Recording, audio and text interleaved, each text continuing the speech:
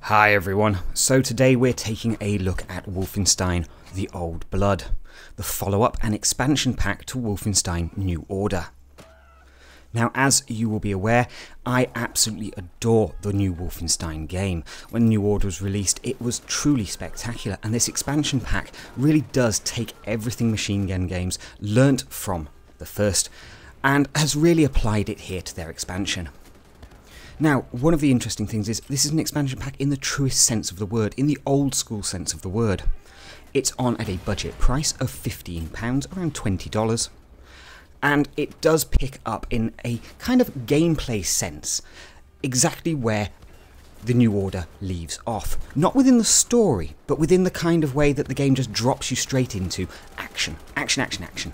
You get a kind of 20-minute warm-up, as it were, to flex your muscles, and then really it is right back into that hard-to-win action that keeps you right on the edge of your seat. The new guns they've come up with just work beautifully, really. I mean, it all fits the kind of Nazi theme. These are experimental weapons created by the Nazis to attempt to win the war. Obviously, BJ gets hold of those and turns them to his advantage, i.e. blowing up Nazis. Brilliant. The gameplay here really is just like New Order. Now, that is both a positive and a negative. If you really loved that gameplay, you are going to absolutely love this. But if you found the game too difficult originally, then I'm afraid you may very well have the same problems here. In fact, I'd say you almost certainly will.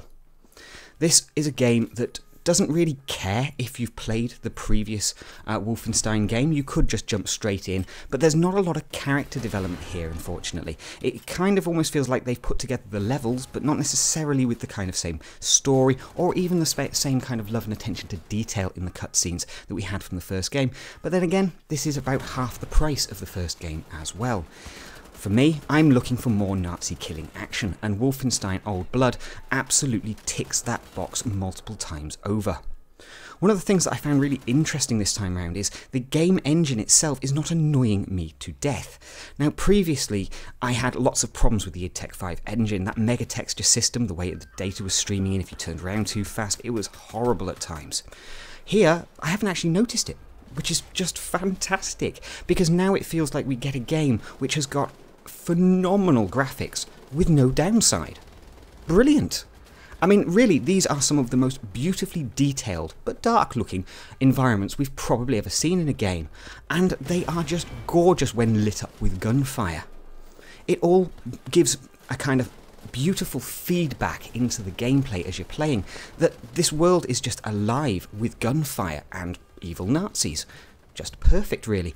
Those edge-of-your-seat moments from the first game are still here. You will find yourself quite literally going, oh my god, oh my god, oh my god, as you're trying to run away from a giant, well, killer dog. But this one happens to be made of, well, metal and robotics.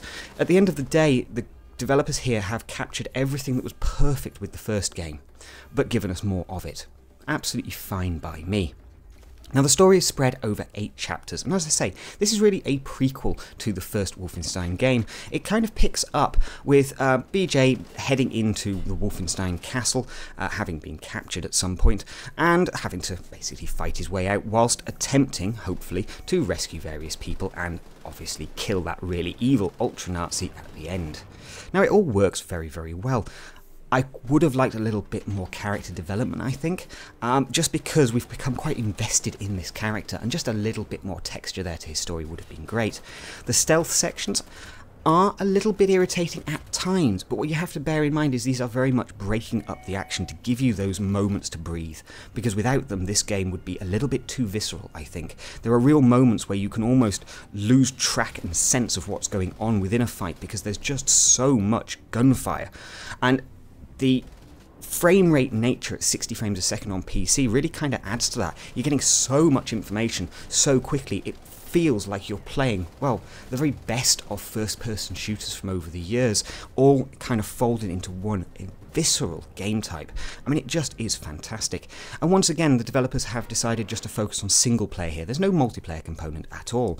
And actually, I thank them for that, because this is all about this experience, this single player experience of you and this game, without having to muddy it particularly with other players.